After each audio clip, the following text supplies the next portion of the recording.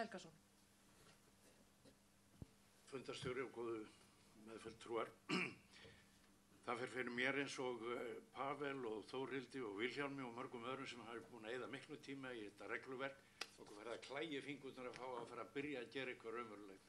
Guðanabænur reynum að ýta þessu vor og eyða ekki allt miklu tími í það hvort að nefndir eigi vera 3 eða 4. Það er alltaf hægt að laga þetta eftir á. Mér er heldur ekki alveg ljóst hvaða tillögu við erum eiginlega að ræða núna. Erum við að ræða þessa tillögu sem starfshópurinn lagði til eða munnlega tillögu formann sem að mér skildist að væri bara með blankó innihaldi á nefndunum til að byrja með?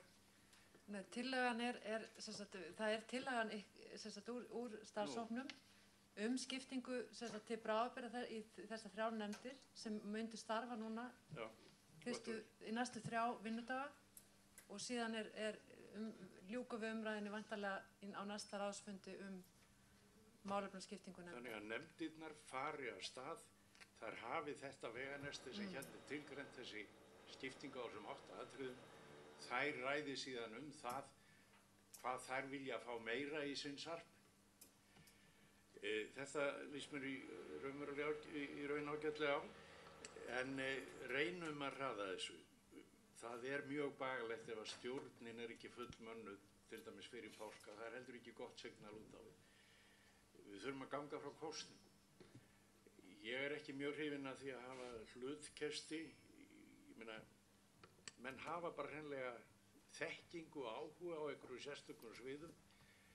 Það er búið að samþykkja reglur með hlutkestisákvæði sem er runnið held í undan rifjum Pavels.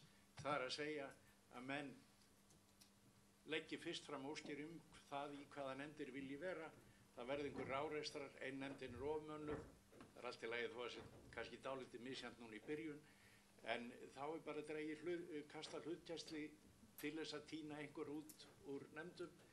Ég held við ættum bara að fara eftir þessu regluverki strax í dag og mannar nefndirnar, jafnvel þó að það séu í bráðabirgða ástandi fram á 3. dag. Takk fyrir.